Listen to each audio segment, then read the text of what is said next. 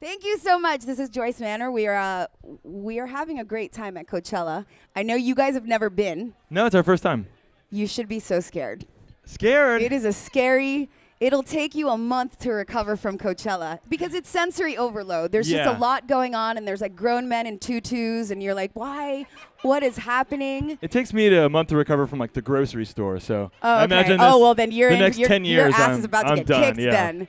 I want to talk about something you mentioned on stage, growing up listening to KROQ, and here we are. So welcome to the family, first of all. Well, thank you so much. I used to do the same. When you tape off the radio, and then when I ran out of tape, I would put Scotch tape over little holes on top and retape. Yeah. Who did you used to listen to on KROQ? A lot of the big bands I got into were like Goldfinger, Yeah. and like kind of during like the ska punk revival. I was in about 5th grade, and I just couldn't get enough of that kind of stuff. Like later at night, they would play a lot of KROQ would play a lot more kind of. I guess like Vans Warped Tour-ish kind of stuff, maybe like the Suicide Machines or Goldfinger or like Real Big Fish or the Mighty Mighty Bosstones, and I just became obsessed with that, and that was kind of my portal into getting into like punk rock and stuff, and kind of what I'm doing in my life now. So what about you? I used to call and request stuff.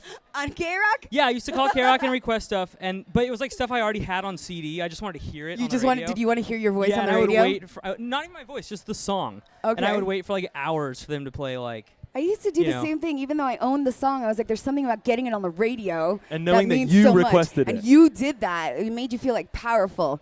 Now, tell me if this is true or false. I heard that originally the band was formed something about being drunk at Disneyland? Yes. Because you're not supposed to go to Disneyland drunk. You're not supposed to drink. In fact, in last the time I parking checked, lot. they don't sell alcohol at Disneyland. They do at the liquor store across the street.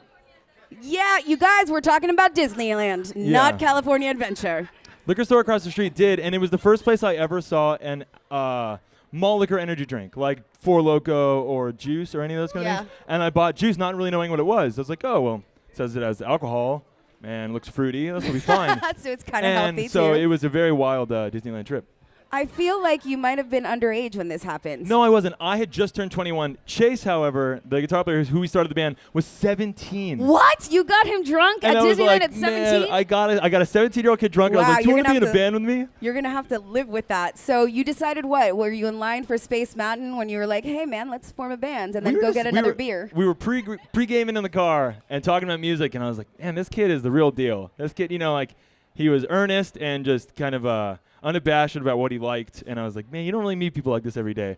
I gotta get him now before he joins some other band. Did you think that when you formed the band, like, was it kind of like a joke at first, like, yeah, we're gonna do a band thing, or did you see like this is what's happening? Because your first album, right out of the gate, these guys, like, some places were calling it album of the year. Like Punk News called it album of the year in 2011. First album, right out of the gate. Babies who got drunk at Disneyland and formed a band.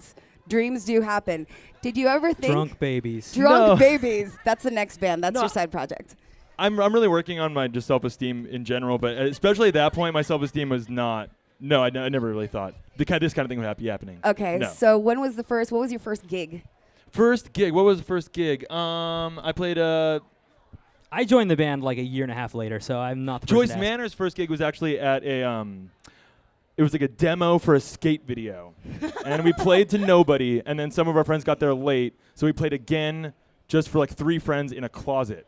This was a 2-piece acoustic band. A big and I was like, closet. well, we'll play again for you in the closet. And shouldn't have really done that. Was it a walk-in closet, I'm assuming? It was like a janitor's closet. What the hell? Because it was in like a Torrance Cultural Arts Center, and they had a little janitor's closet, and we're like, let's just pop in here and give you a little play the songs. Okay, it was really uncomfortable. Bad idea. What was your first gig with them?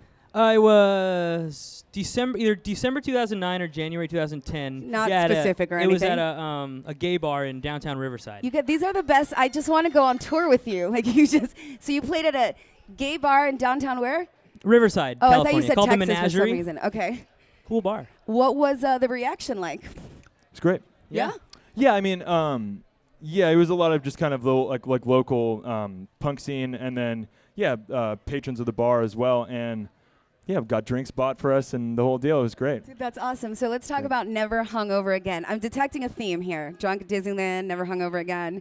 Let's start with the title and what inspired that.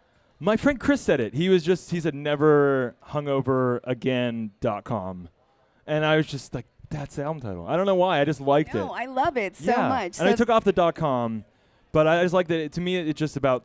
it's not about not drinking or having a good time. It's just about no more consequences. There will be no consequences for anything anymore. Oh my God, I love that. Thanks. I wish I didn't drink yesterday because I'm totally not feeling well. But so far, out of every show that you've played, you're playing Coachella. That's pretty humongous. The lineup, the artists that you're playing with, that's insane. Do you get intimidated at all, or are you finally at a place that you're super comfortable and you're like, you know what, we belong here?